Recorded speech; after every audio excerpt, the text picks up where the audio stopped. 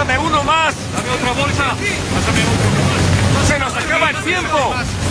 ¡Vamos, muévete! ¡No está resistiendo! ¡Dejen eso! ¡Ya dejen eso!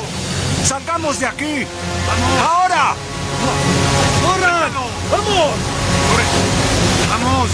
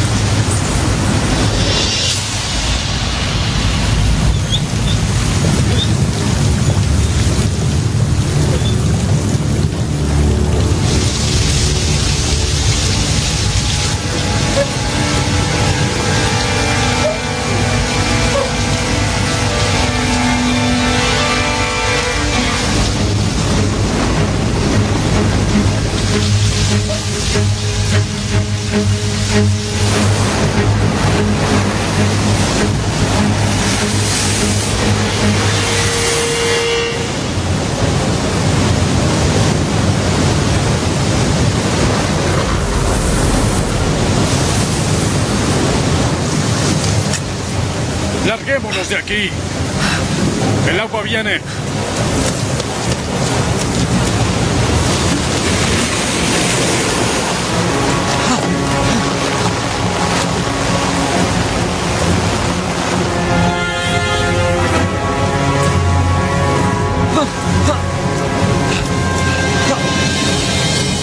Aléjate de la ventana.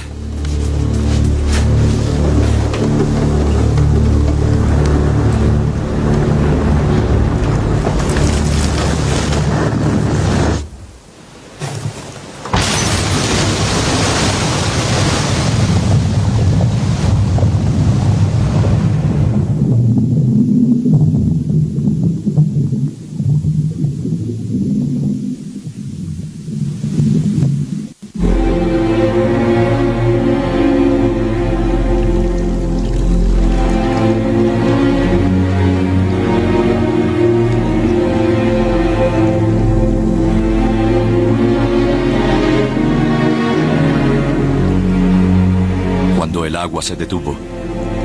Más de 2.000 personas yacían muertas.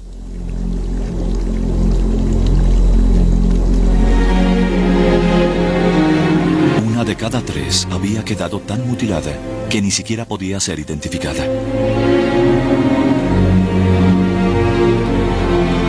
$1,600 casas fueron destruidas. Y más de 10 kilómetros cuadrados del pueblo quedaron completamente arrasados.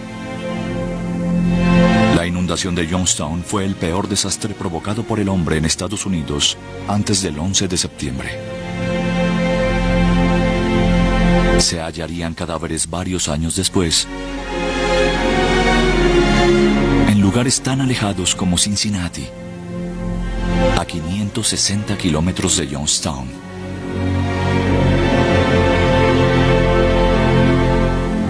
Llegaron voluntarios de todo el país para asistir en la recuperación.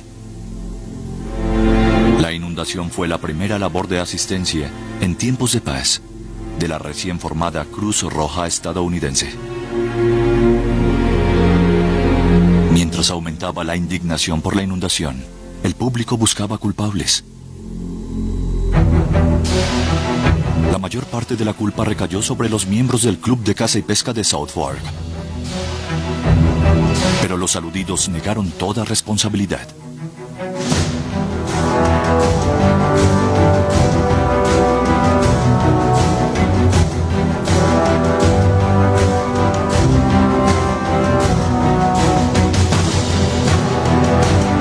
Se entablaron demandas legales, pero al final, todas fueron infructuosas.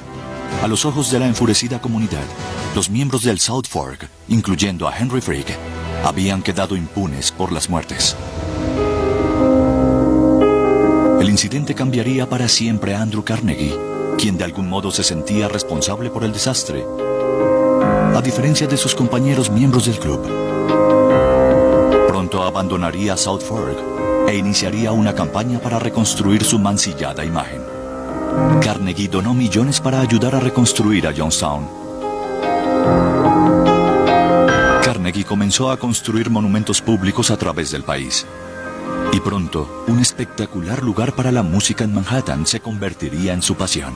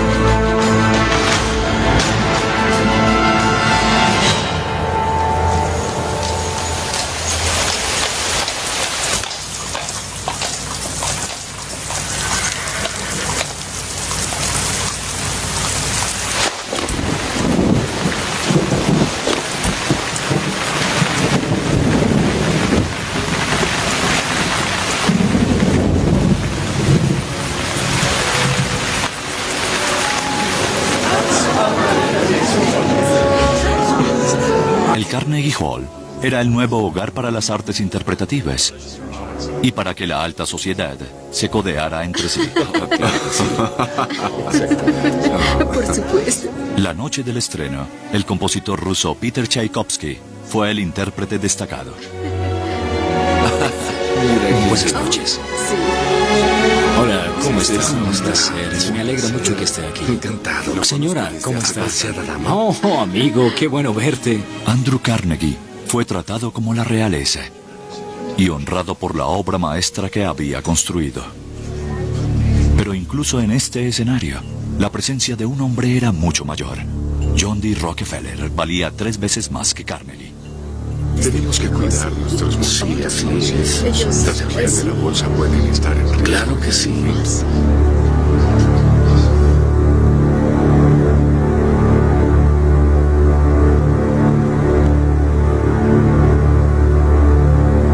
Pero la catedral que Carnegie había construido y que llevaba su nombre puso su rivalidad a otro nivel.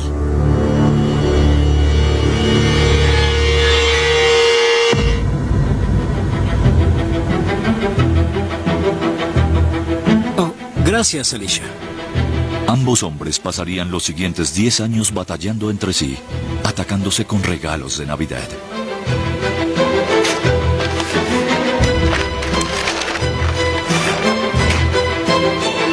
Rockefeller le envió a Carnegie un chaleco de papel muy económico, un golpe a sus humildes orígenes como inmigrante pobre.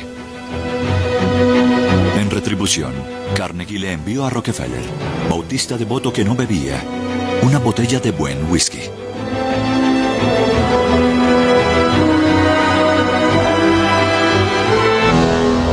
Mientras el imperio petrolero de Rockefeller crecía de manera estable,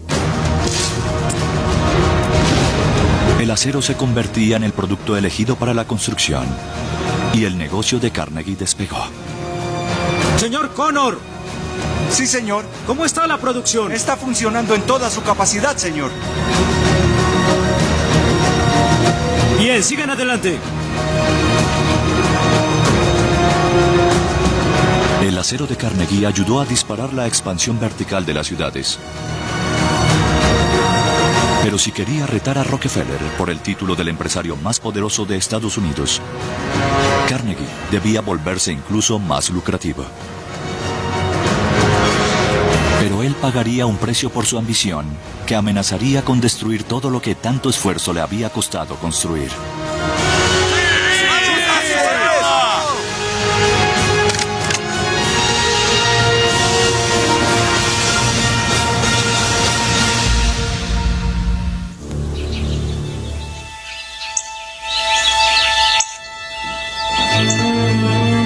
Para destronar a Rockefeller como el hombre más rico del país, Carnegie no podía ser simplemente un lucrativo fabricante de acero. Tenía que convertirse en el más lucrativo.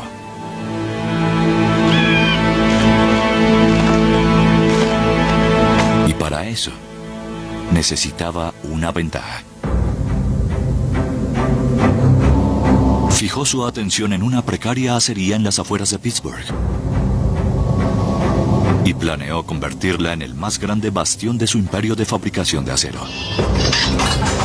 Carnegie invirtió millones remodelando la planta para fabricar más acero estructural que cualquier otra acería de su tamaño. La planta de acero de Homestead se convirtió en una verdadera maravilla moderna. Pero no podía operar sin mano de obra. Carnegie sabía que para ser lucrativo tenía que mantener bajos los costos. La única manera de mantener bajos los costos era reducir los salarios e incrementar las horas laborales. Para mantener un aumento de ganancias, Carnegie necesitaba seguir bajando costos, incluyendo los salarios. Pero también estaba decidido a reparar su imagen. Algo que no podía hacer en medio de una disputa laboral.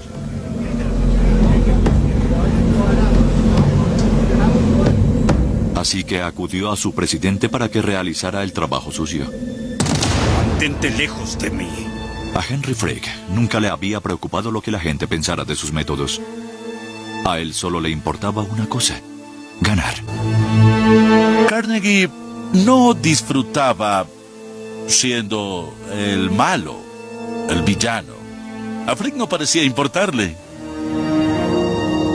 Creo que los grandes líderes encuentran socios que básicamente pueden explotar sus debilidades y no aprovecharse de sus fortalezas. En lugar de contratar versiones más débiles de sí mismos, contratan gente que es tremendamente experta en lo que ellos no son. Con Frick firmemente instalado como presidente de la acería de Carnegie, el jefe se marchó a Escocia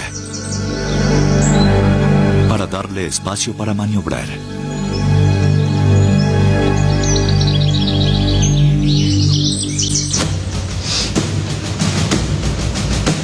Los industrialistas de esa época eran gente que vivía para sí, para hacer grandes fortunas lo más rápidamente posible, incluso si eso significaba transgredir los límites de lo que tuvieran que hacer. Frick comenzó a exprimir todo lo que pudo a los trabajadores en Homestead. Frick decidió que la única manera de mantener la planta funcionando de manera eficiente era trabajando 12 horas diarias, 6 días a la semana. Lo que eso significaba eran condiciones laborales intolerables. Nadie puede trabajar 12 horas diarias. Si trabajas en una oficina, caerías dormido en el escritorio. Si te durmieras en una acería, podrías acabar muerto.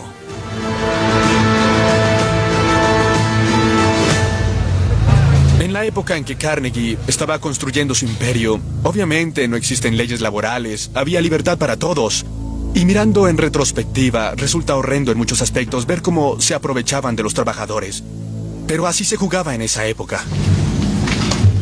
Las condiciones eran muy peligrosas. Y los hornos tienen que ser regulados. Y un pequeño grupo de hombres se unió para manifestar sus preocupaciones.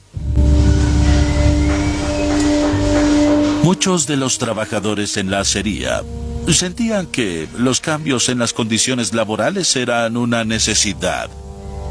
Estaban exhaustos y necesitaban salarios que fueran tolerables. Los sindicatos eran relativamente nuevos en el país, y Frick no iba a dejarlos arraigarse bajo sus narices.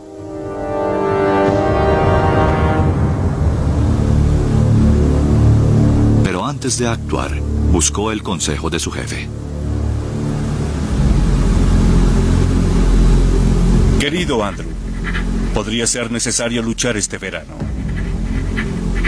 Una vez que lo hagamos, lo entregaremos todo hasta el final.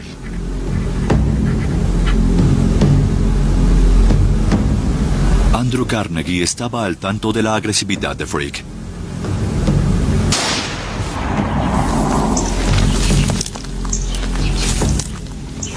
Fue por eso que puso 5.000 kilómetros de distancia entre ellos.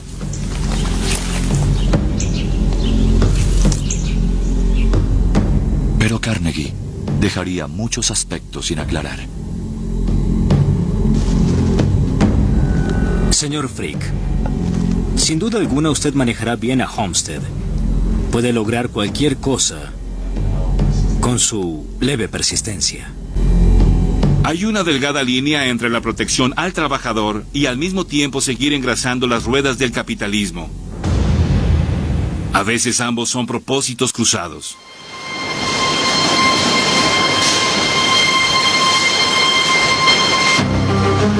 Frick tomó las palabras de Carnegie como una clara indicación de que era momento de ir a la guerra. Redobló la producción, presionando a sus hombres más que nunca. En caso de un paro, tendría abastecimiento de acero finalizado.